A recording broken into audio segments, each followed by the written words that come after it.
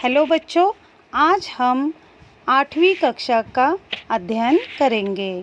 पाठ 1 प्रार्थना, इस पद्य को आज हम पढ़ेंगे। पाठ 1 प्रार्थना संकलित। संकलित यानी क्या है? संग्रह। यह कविताओं के संग्रह से ली गई कविता है। तो देखिए, सबसे पहले हम पद्य का आशय पढ़ते हैं। मनुष्य जीवन में सद्भाव का प्रधान स्थान है। छोटे बड़े का भेदभाव न रखते हुए सबके साथ मिलजुल कर रहना चाहिए। किसी का अपमान नहीं करना चाहिए और अपने देश के प्रति अभिमान रखना चाहिए। तो बच्चों, सबसे पहले मैं पद्य को पढ़ती हूँ और विस्तार से आपको समझाती हूँ। तो शुरुआत करते हैं। सच बोले सच बात विचारे, भले काम पर जीवन वारे। मिलकर रहें नियम अपनाएं, बीती बातों को बिसराएं।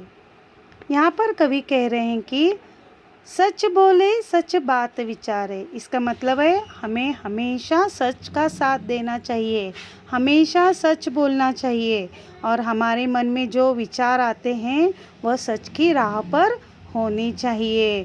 भले काम पर जीवन वारे। इसका मतलब है भले यानी अच्छे कामों के लिए हमें हमारा जीवन वारना यानी न्योछावर करना, समर्पित करना। तो अच्छे कामों के लिए, भले काम के लिए हमारा जीवन हमें न्योछावर करना चाहिए। मिलकर रहे नियम अपनाएं। इसका मतलब है मिलकर रहे यानी क्या है? हमारे देश में बच्चों अलग अलग जाति धर्म के लोग रहते हैं, जैसे कि हिंदू, मुस्लिम, सिख, ईसाई, बौद्ध, जैन आदि अलग अलग तरह के लोग यहाँ पर रहते हैं। उनका खाना पीना, रहन सहन सब अलग है।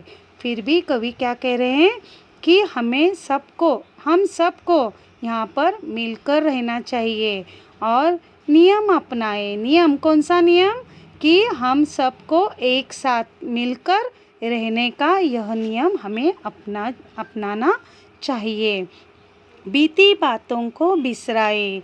इसका मतलब है कि जो भी हमारे मन में मनमुटाव हैं, बीती बातों को यानी गुजरे हुए पलों को, जो भी अच्छी बुरी बातें हैं उन सब को बिसराएं यानी बिसरना, भुला देना। इन सब बातों को भुलाकर हमें एक साथ मिलजुल कर रहना चाहिए।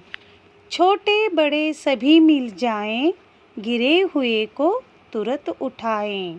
करे किसी का न अपमान, ऐसी ही मति दो भगवान। देखो यहाँ पर कवि क्या कह रहे हैं? छोटे बड़े सभी मिल जाएं।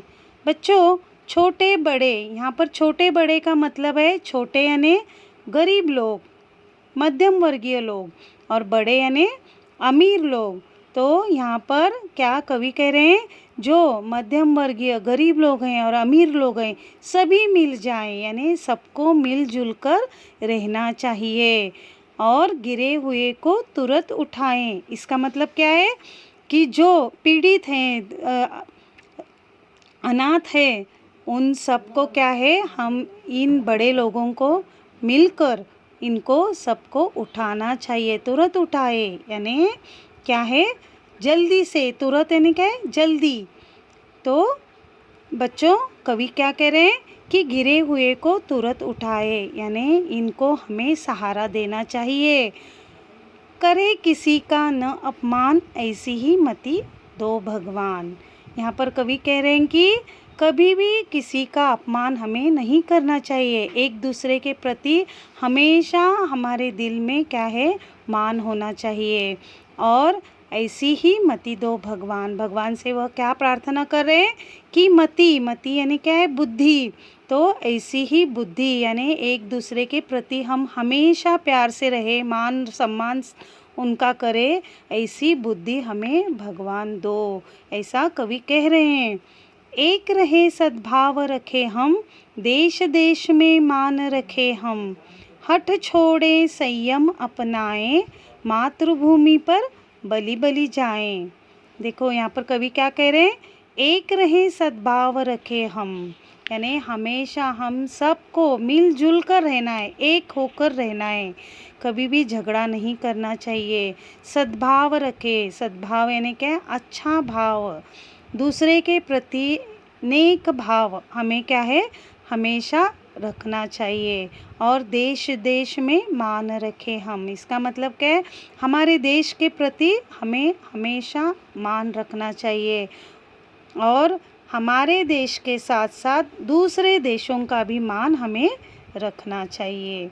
हठ छोड़े संयम अपनाए, यहाँ पर कवि कह रहे हैं कि हमारे मन में जो हठ है, स्वार्थ है, इसको छोड़कर संयम अपनाना चाहिए। संयम से हमेशा काम लेना चाहिए और मातृभूमि पर बलि बलि जाएं, यानी मातृभूमि यानी हमारे देश के ऊपर बलि बलि जाएं, यानी हम हमारे देश के लिए अपने प्राण देने के लिए भी हम तैयार होना चाहिए हमें। तो कवि यहाँ पर प्रार्थना, इस कविता को मैंने आप सबके सामने, प्रार्थना इस पद्य को आपको पढ़ाया। आशा करती हूँ यह कविता आपके समझ में आई होगी। धन्यवाद।